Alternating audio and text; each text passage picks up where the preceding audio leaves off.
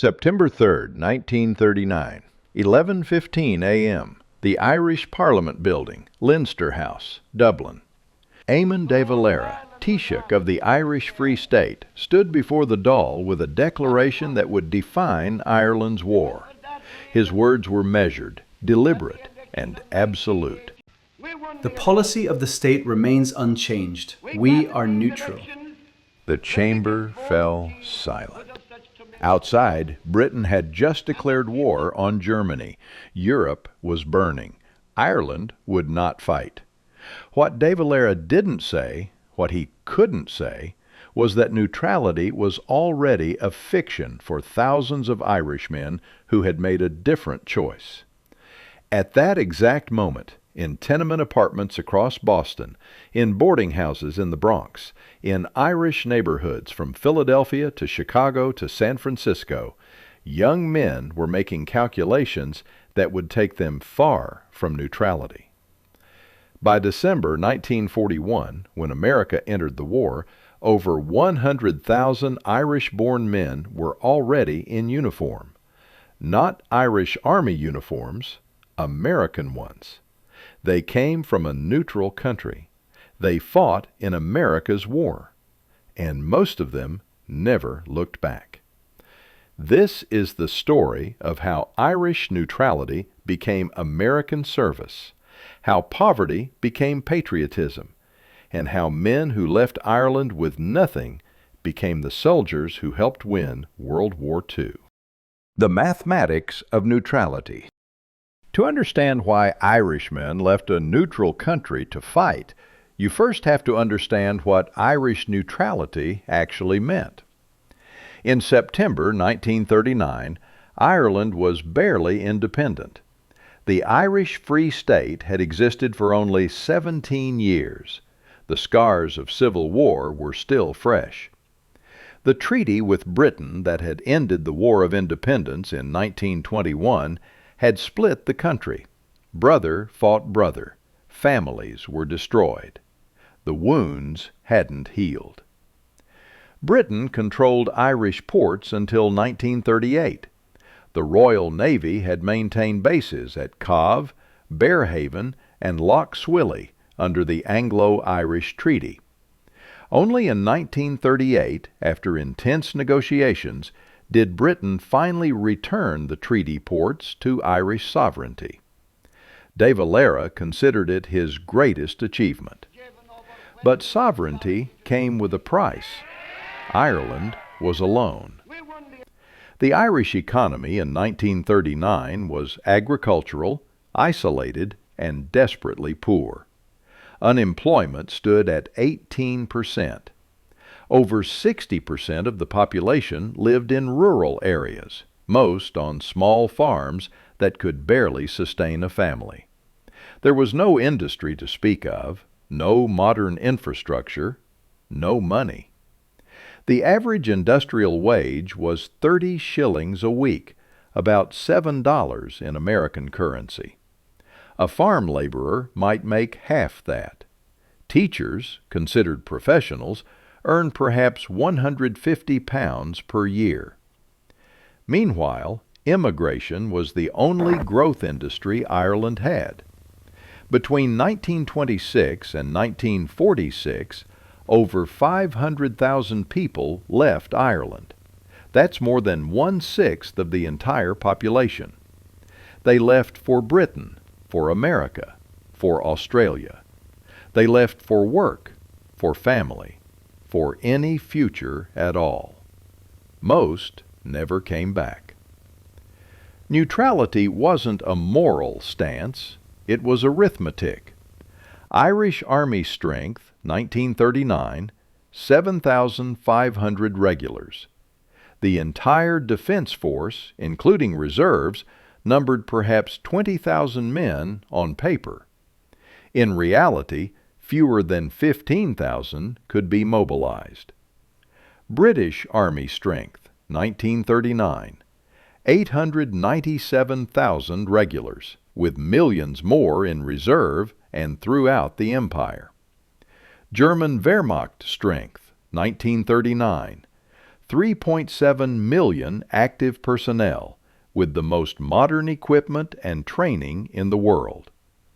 Ireland had 12 operational tanks, Vickers Mark D light tanks purchased from Britain in the 1930s. They were already obsolete. Ireland had 6 operational fighter aircraft, Gloucester Gladiator biplanes. The Luftwaffe had over 4,000 modern aircraft. Ireland had no navy worth mentioning, a few patrol boats, mostly unarmed. Ireland couldn't defend itself against either side. Neutrality was the only option that didn't guarantee immediate invasion and occupation. But neutrality didn't mean isolation, and it certainly didn't stop Irishmen from leaving. The Atlantic was Ireland's highway to opportunity. Ships left Cork, Galway, and Dublin weekly, carrying immigrants to Liverpool, to Boston, to New York. The fare was expensive, perhaps £5, more than a month's wages for most workers. Families scraped together money. Communities took up collections. Young men promised to send money home. And they did. Remittances from Irish immigrants in America kept thousands of Irish families from starvation through the 1930s and 1940s.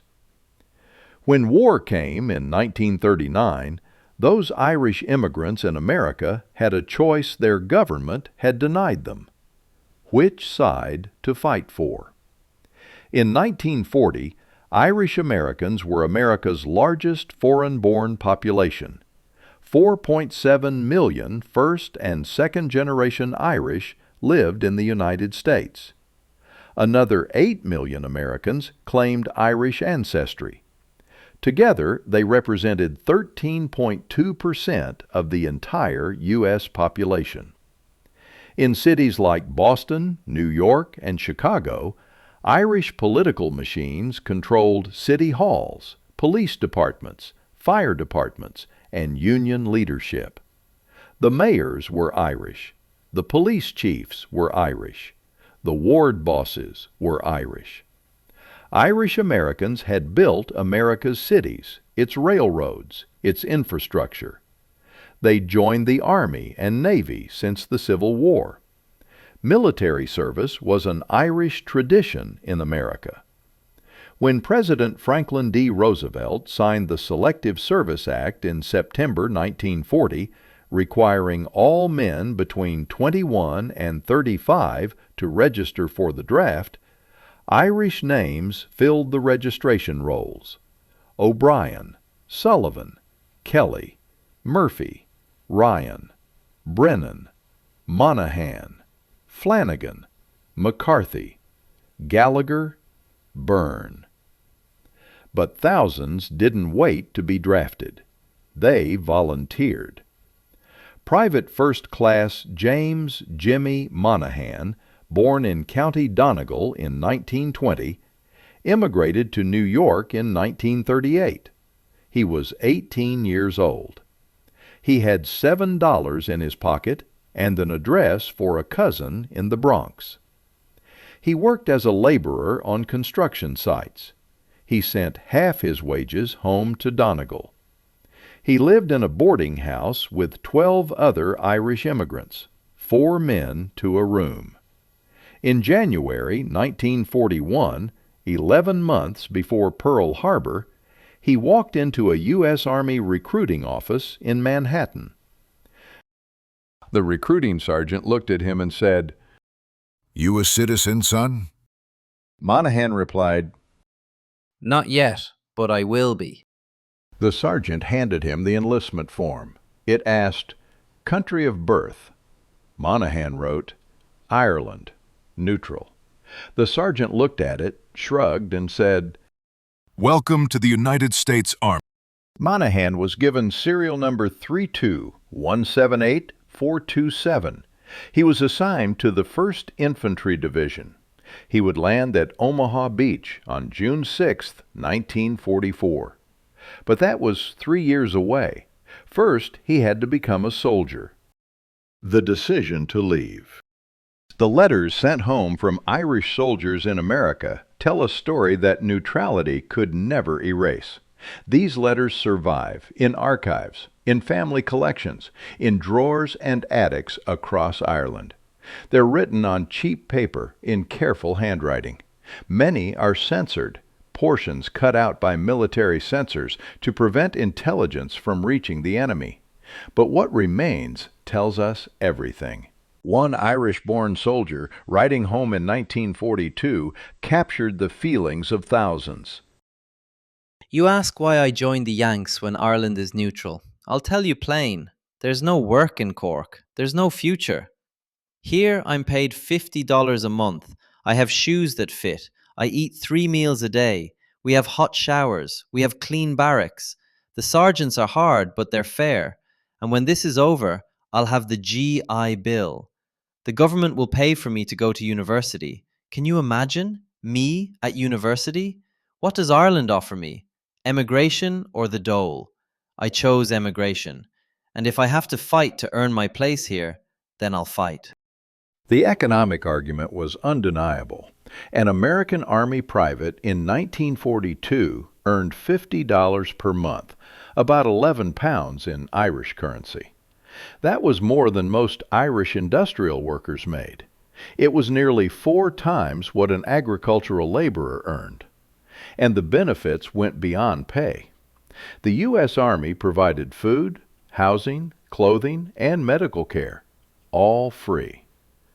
For young men who'd grown up in poverty, who'd known hunger, who'd worn hand-me-down clothes and shoes with holes in the soles, this was wealth beyond imagining. But economics wasn't the only reason. Many Irish immigrants despised fascism with a passion their neutral homeland couldn't openly express. Irish-American newspapers, the Boston Pilot, the Irish Echo in New York, the Irish American, published editorials condemning Nazi Germany and Mussolini's Italy. They reported on the persecution of Jews, the invasion of Poland, the bombing of Britain. The Catholic Church, enormously influential among Irish communities, spoke out against totalitarianism. Cardinal William O'Connell in Boston, Archbishop Francis Spellman in New York. These men had the ear of Irish America, and they preached against fascism. For Irish Americans, the war wasn't about British imperialism. It was about stopping Hitler. But there was another reason, one that official histories rarely mention, one that cuts to the heart of Irish identity and memory. Ireland's relationship with military service was deeply, painfully complicated. Over 200,000 Irishmen had fought in the British Army during World War I. They joined for many reasons. Some believed in home rule and fought for the freedom of small nations. Some needed the money. Some sought adventure. Some were conscripted after 1916. They fought at the Somme, where the 36th Ulster Division and the 16th Irish Division were decimated. They fought at Gallipoli. They fought at Passchendaele in the mud and blood of Flanders. Thousands died. The exact number is still debated. Perhaps 30,000 Irish dead. Perhaps more. When they came home after 1918, they weren't celebrated. They were invisible. The Irish Free State, built on revolution against Britain, established in 1922 after a war of independence and a bitter civil war, had no place for men who'd worn the Crown's uniform. These men had fought for the wrong side. Veterans were denied government jobs. They were denied pensions. Public monuments ignored them. The Irish War of Independence and the Civil War were commemorated.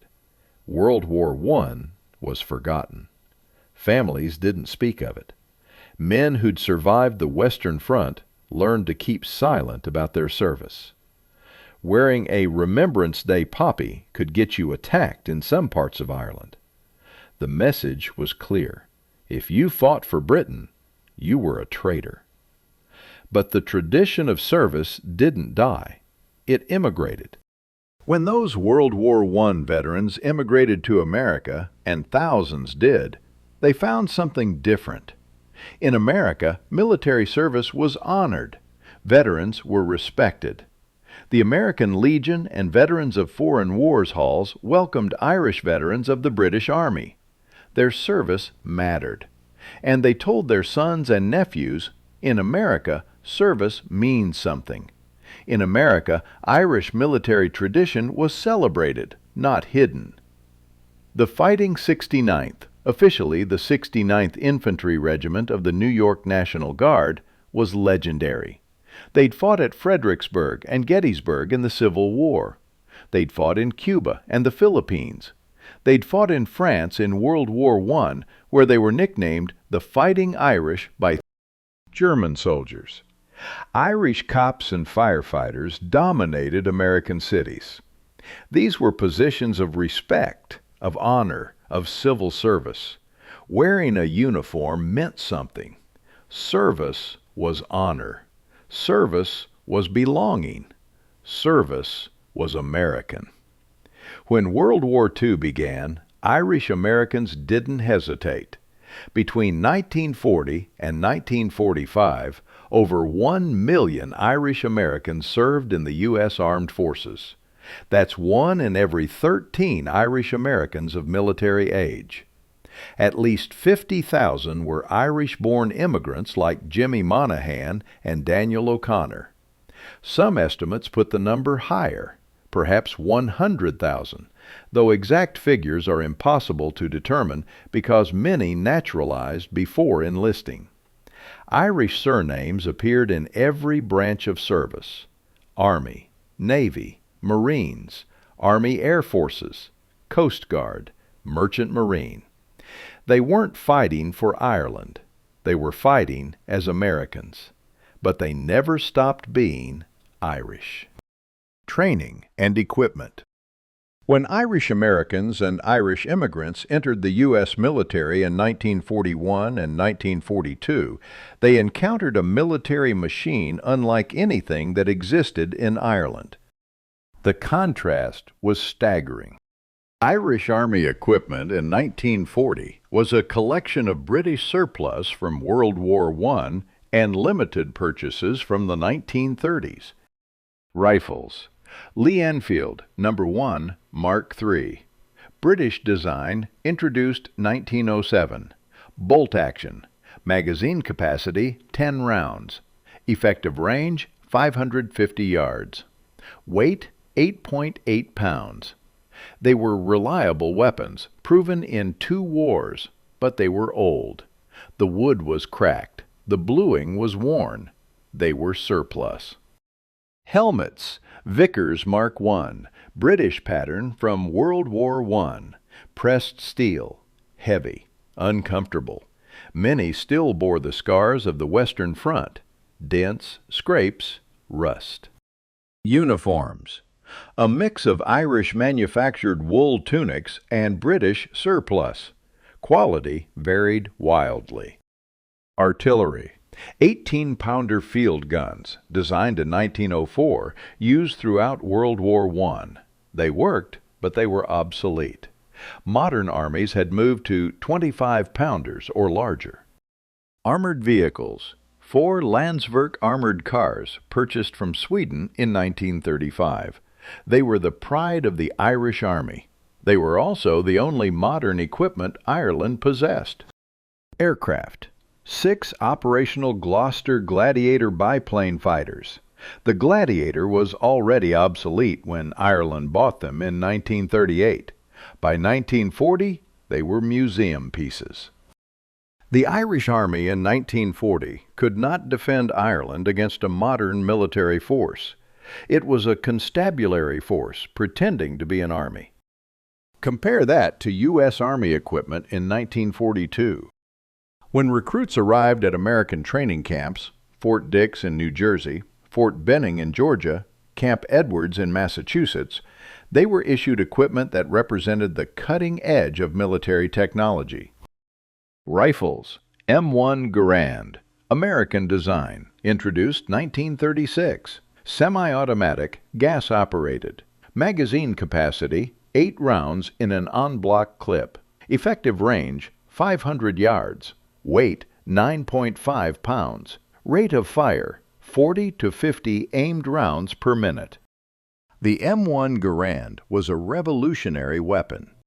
General George S. Patton called it the greatest battle implement ever devised.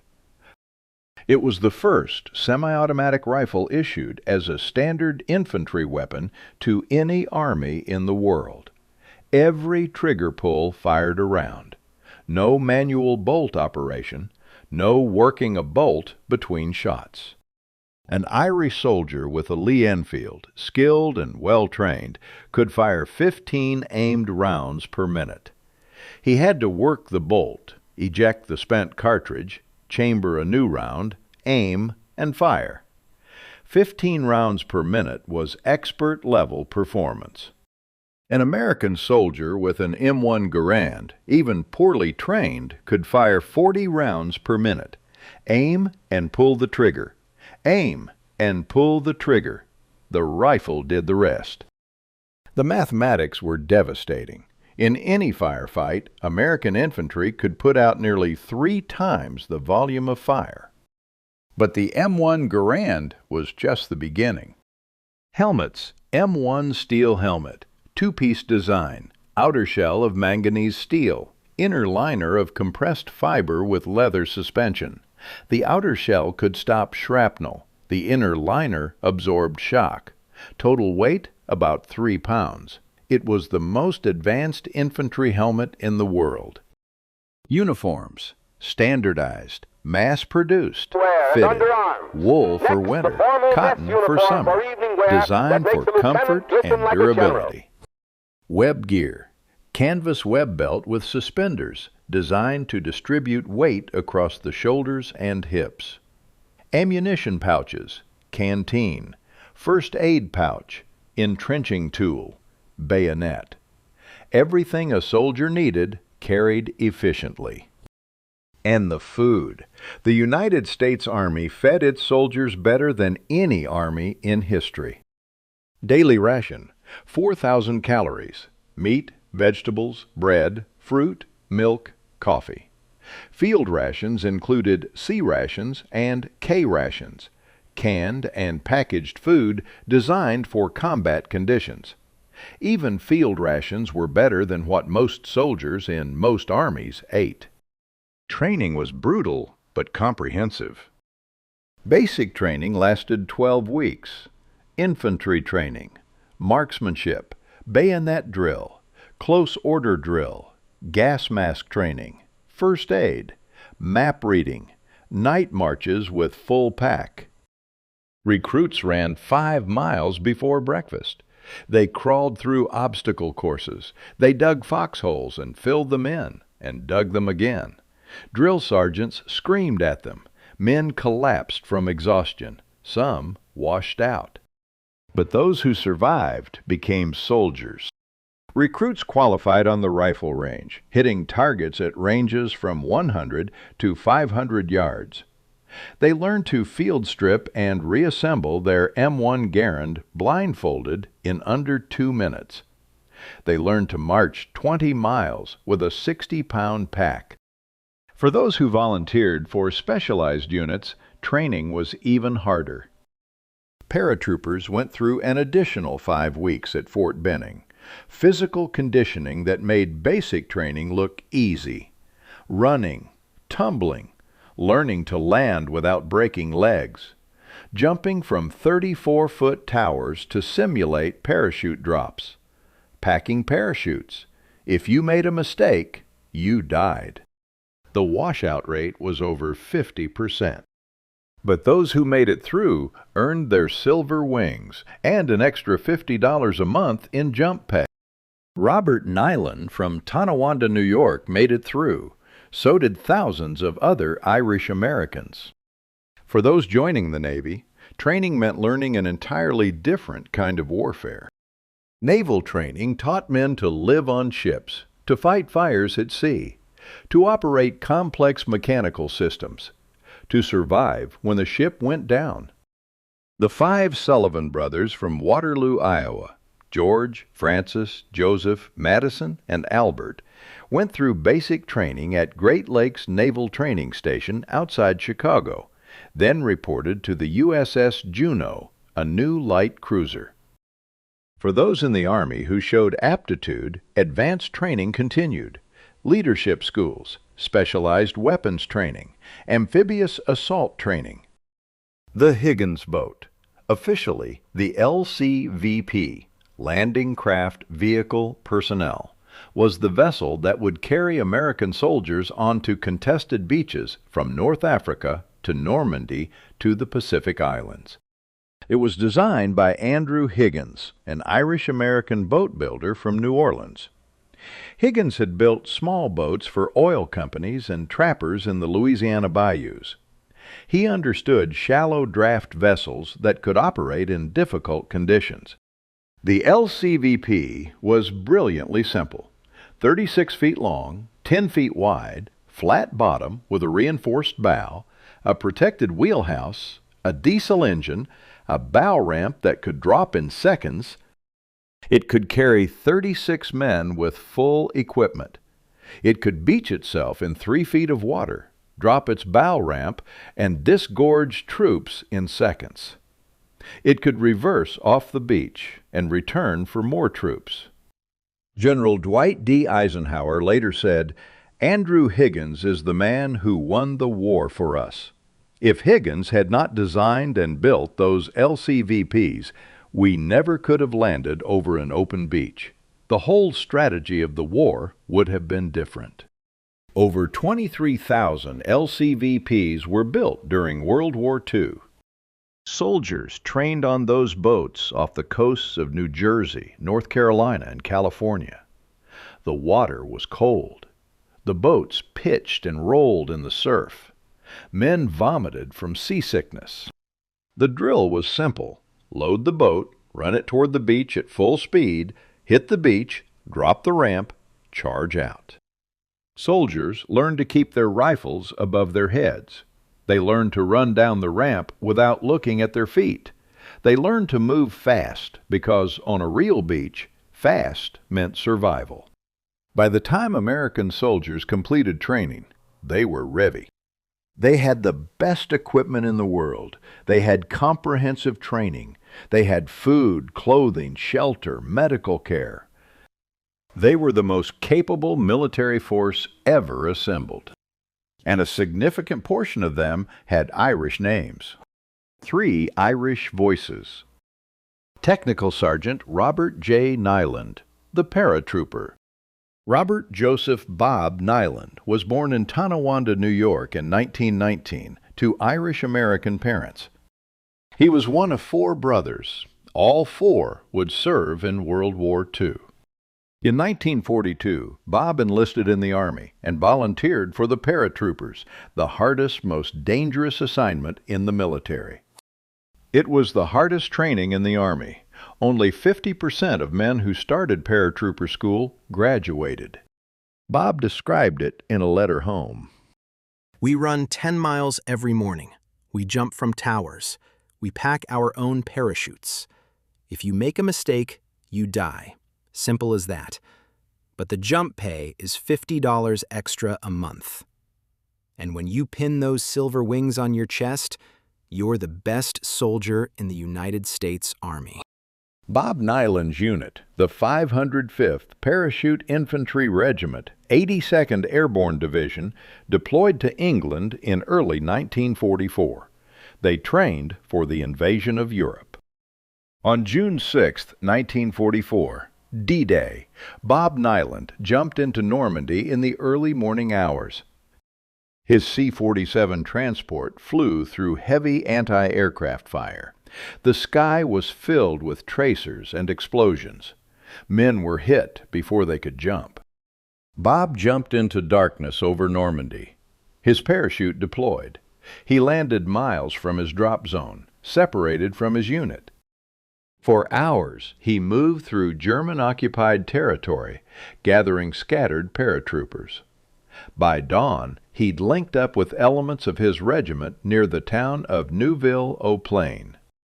The mission was simple: hold the roads, prevent German reinforcements from reaching the beaches where American soldiers were landing under fire. German forces counterattacked throughout the morning. Bob Niland's position came under heavy assault.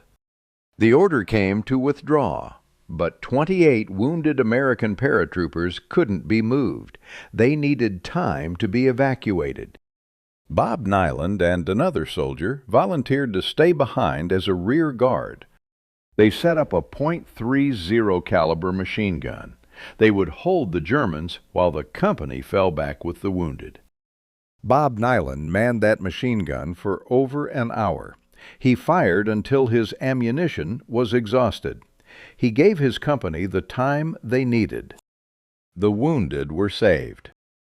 But Bob Niland was killed at his post. He was 25 years old. The next day, June 7th, his brother Preston, a lieutenant in the 4th Infantry Division, was killed storming German coastal batteries. His third brother, Edward, a pilot, had been shot down over Burma in May and was presumed dead. When the Army realized that 3 of the 4 Niland brothers were gone, they sent the youngest brother, Sergeant Fritz Niland of the 101st Airborne, home under the sole survivor policy. Fritz survived the war. Edward, it turned out, had also survived as a POW and was liberated in 1945. But Bob never came home. He is buried at the Normandy American Cemetery in France, next to his brother, Preston. The Niland brothers' story inspired the film Saving Private Ryan. But Bob Niland's real story needs no Hollywood embellishment. He was an Irish-American paratrooper who volunteered to stay behind so wounded men could escape. He died on D-Day, manning a machine gun in France. His citation didn't mention he was Irish-American. It didn't need to. He was an American soldier. That was enough. The Sullivan brothers. 5 brothers, 1 ship. George, Francis, Joseph, Madison, and Albert Sullivan were Irish-American brothers from Waterloo, Iowa. Their parents, Thomas and Alida Sullivan, were children of Irish immigrants. The family was working-class Catholic. The boys worked at a meatpacking plant and as laborers. When Pearl Harbor was attacked on December 7, 1941, all 5 Sullivan brothers decided to enlist in the Navy. But they had one condition: they would serve together on the same ship. The Navy had a policy discouraging family members from serving on the same vessel, but the Sullivans insisted. The Navy, desperate for recruits after Pearl Harbor, agreed. In January 1942, all 5 brothers reported to the USS Juneau, a new Atlanta-class light cruiser. George was 27, the oldest. Francis was 26. Joseph was 24. Madison was 23. Albert, called Al, was 20, the youngest. They served as gunners and ship's crew. They wrote letters home to Iowa. They sent most of their pay back to their parents. The USS Juneau was powered by steam turbines producing 75,000 horsepower. It carried a crew of 697 men. It was armed with 16 5-inch guns and numerous smaller anti-aircraft weapons. It was fast, modern, and deadly. The Sullivan brothers learned to operate the ship's weapon systems. They learned to fight fires. They learned to survive at sea. In November 1942, the Juneau was assigned to the naval battle of Guadalcanal in the Solomon Islands, one of the most brutal naval engagements of the Pacific War. On the morning of November 13, 1942, the Juneau was hit by a Japanese torpedo during the battle. The ship was heavily damaged, but still afloat. It withdrew with other damaged ships, limping toward the rear area for repairs. At 11 a.m., a Japanese submarine, I-26, fired another torpedo. It struck the Juneau's magazine. The ship exploded. Witnesses said the cruiser was blown apart in a single massive detonation. The ship disappeared in seconds. Debris rained down for minutes afterward. The explosion was so violent that other ships in the formation thought they'd been hit by a second attack. Of the Juneau's crew of 697 men, only 10 survived. George Sullivan was killed in the explosion. Francis Sullivan was killed in the explosion. Joseph Sullivan was killed in the explosion. Madison Sullivan was killed in the explosion. Albert Sullivan was killed in the explosion. All 5 brothers died together. The news didn't reach their parents for months. In January 1943, 3 men in uniform appeared at the Sullivan home in Waterloo, Iowa. Thomas Sullivan opened the door. The officers told him that all 5 of his sons were gone. Alida Sullivan collapsed. The family was devastated. The loss of the 5 Sullivan brothers became national news. It was the greatest loss suffered by a single American family during World War II. The Navy changed its policy. From that point forward, family members would not serve together on the same ship or in the same unit. The policy became known as the sole survivor policy. President Franklin Roosevelt wrote a personal letter to the Sullivan parents. The Navy named a destroyer, USS the Sullivans, in honor of the brothers. A second ship, USS the Sullivans, was commissioned in 1997. The 5 Sullivan brothers never fired their guns in a major battle. They never earned individual medals. They were ordinary sailors doing their jobs. But their sacrifice, 5 brothers lost together, became a symbol of American families' contribution to the war effort. They were Irish American. They were from Iowa. They insisted on serving together. And they died together in the Pacific, fighting for America. First Lieutenant Audie Murphy, the most decorated soldier. Audie Leon Murphy was born in 1925 in Hunt County, Texas, the son of poor sharecroppers. His father was of Irish descent. The Murphy name traced back to Irish immigrants who'd come to America generations earlier.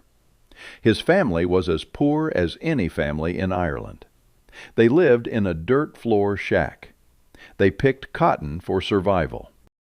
When Audie was 16, his father abandoned the family. Audie dropped out of school to work and support his mother and younger siblings. In 1942, after his mother died, Audie tried to enlist. He was 17 years old. He was 5 feet 5 inches tall. He weighed 112 pounds. The Marines rejected him as too small. The paratroopers rejected him as too short. The Army accepted him. Audie Murphy was assigned to Company B, 15th Infantry Regiment, 3rd Infantry Division. He shipped out to North Africa, then to Sicily, then to Italy. He was small, baby-faced, and quiet. Other soldiers thought he wouldn't last a week. They were wrong. Murphy turned out to be a natural soldier. He was calm under fire. He was a deadly shot with a rifle. He seemed to have no fear. In Sicily, he killed his first German soldiers. In Italy, he earned his first medals. By 1944, Murphy had been promoted to sergeant. His unit landed in southern France as part of Operation Dragoon. Murphy fought through France into Germany. He was wounded multiple times. He kept fighting. His M1 Garand rifles, the same weapon issued to every American infantryman, became an extension of his body. He could hit targets at 500 yards. He never wasted ammunition. Every shot counted. On January 26, 1945, near the town of Portsmouth in eastern France, Murphy's company was attacked by 6 German tanks and 250 infantry. Murphy's company, 128 men, was outnumbered and outgunned. Murphy ordered his men to fall back to defensive positions, but the German attack was overwhelming. American forces were in danger of being overrun. Murphy climbed onto a burning M10 tank destroyer. The tank had been hit and was on fire. Its ammunition could explode at any moment. Murphy grabbed the .50 caliber machine gun mounted on the tank destroyer, and he started firing. For over an hour, Audie Murphy, alone, standing on a burning vehicle, fought off the entire German assault. He fired the .50 caliber machine gun until it ran out of ammunition. He called in artillery strikes on his own position, bringing fire down within 50 yards of where he stood. He was wounded in the leg. He kept firing. The Germans tried to flank him. He cut them down. They tried to rush him. He mowed them down with machine gun fire. He killed or wounded over 50 German soldiers. When his ammunition was finally exhausted, Murphy climbed down from the burning tank, organized a counterattack, and led his men forward. The German assault was broken. For this action, Audie Murphy was awarded the Medal of Honor, America's highest military decoration. He was 19 years old. By the end of the war, Audie Murphy had earned 28 medals, including Medal of Honor, Distinguished Service Cross, 2 Silver Stars, Legion of Merit, 2 Bronze Stars with Valor, 3 Purple Hearts. He was the most decorated American soldier of World War II. After the war, Murphy became a movie star, appearing in 44 films, including To Hell and Back, based on his own autobiography. But he never forgot where he came from. He never forgot that he was a poor kid from Texas with Irish blood who'd become a soldier because he had no other choice. In interviews, Murphy was quiet, almost shy. He didn't like talking about the war. He suffered from what we now call PTSD, nightmares, insomnia, anxiety. He died in a plane crash in 1971 at age 45. He is buried at Arlington National Cemetery. His grave is the second most visited grave at Arlington after President Kennedy's. Audie Murphy was Irish American. He was from Texas sharecropper poverty, as deep as any Irish farm. He fought his way from nothing to become America's most decorated soldier. He didn't fight for Ireland. He fought for America. But the name Murphy, that Irish name, appears on more medals than any other American soldier earned in World War II. The identity problem. Here's the contradiction that Irish soldiers in American uniforms could never escape. They were Irish. They were American. They fought for America in a war Ireland refused to join. And when the war ended, that contradiction followed them home. In May 1945, when Germany surrendered, thousands of Irish-born soldiers faced a choice: stay in America or go home to Ireland. Many stayed. America was home now. They had jobs waiting. They had the GI Bill. They had a future. But thousands went home, at least for a visit, to see family, to show their parents they'd survived, to reconnect with the country they'd left behind. They arrived in Cork, in Dublin, in Galway, wearing American uniforms, carrying American discharge papers, speaking with American accents after years abroad. Ireland didn't celebrate them. De Valera's neutrality policy meant that acknowledging Irish service in Allied forces was politically impossible. To celebrate these men would be to admit that neutrality had been a convenient fiction, that thousands of Irishmen had made a different choice. So Ireland was silent. No parades, no monuments, no public acknowledgement. Private celebrations happened, of course. Families welcomed their sons home. Pubs bought rounds for veterans. But publicly, officially, the Irish government pretended these men didn't exist. One Irish-American veteran, returning to visit family in 1946, wore his uniform with his medals. At customs in Cork, an official looked at his passport and asked where he'd served. The veteran replied with his unit and battles. The official stamped his passport without looking up and said, Ireland was neutral. The veteran never wore his uniform in Ireland again. In the 1990s, when Irish historians finally began recording the stories of Irishmen who'd fought in World War II, they interviewed hundreds of veterans. One veteran, speaking anonymously in a 1995 oral history, said, We were Irish when it suited Ireland, and American when it suited America. We were never fully either. We were in between. We fought, we survived, we came home, and Ireland pretended we didn't exist.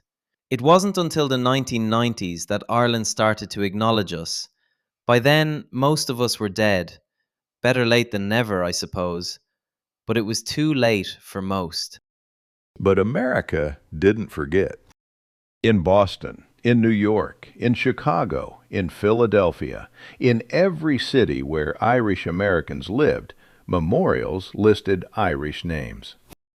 War memorials in parks and town squares, plaques in churches, honor rolls in VFW and American Legion halls.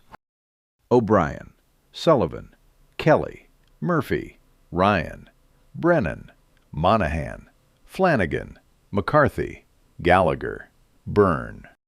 They weren't Irish names anymore, they were American names, because the men who carried them had become American. At the Normandy American Cemetery in France, 9,387 American soldiers are buried in perfectly aligned white crosses and stars of David. At least 800 graves bear Irish surnames. Bob Niland is there. His brother Preston is next to him. They didn't fight for Ireland. They fought for America. But they never stopped being Irish. The So What Thesis. So why does this story matter to Americans today? Because it's not just Irish history, it's American history. The Irish who fought in World War II were part of a pattern as old as America itself. Immigrants who chose service as the path to belonging. This is the American story. Germans fought in the Civil War, on both sides. The Union Army had entire regiments of German immigrants. The Confederacy had German units too. Italians fought in World War I, many of them fresh off the boat from Italy. Polish immigrants fought in World War II. Japanese Americans fought in World War II, while their families were imprisoned in internment camps. The 442nd Regimental Combat Team, composed entirely of Japanese Americans, became the most decorated unit in U.S. military history. Korean immigrants fought in Vietnam. Vietnamese refugees fought in Iraq and Afghanistan. Service has always been how immigrants became American. The Irish understood this instinctively. They knew that wearing the uniform, carrying the rifle, fighting the war made them American in ways that paperwork and naturalization ceremonies never could. And they were right.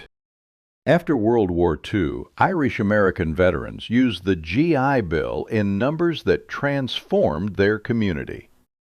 The Servicemen's Readjustment Act of 1944, the GI Bill, provided veterans with money for education, low-interest home loans, unemployment benefits, and job training. Irish American veterans used the GI Bill to buy homes in the new suburbs springing up around American cities. They used it to attend college, often the first in their families to do so. They used it to start businesses, to get training, to build careers. They became teachers, cops, firefighters, lawyers, doctors, politicians. They built the American middle class. Their children didn't identify as Irish immigrants. They identified as Americans. By 1960, statistics showed the transformation. Irish American college graduation rate, 18%, double the national average.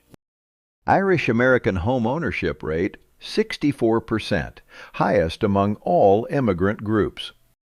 Irish American median income, $7,200 per year, 20% above the national median. Service had worked. America had worked.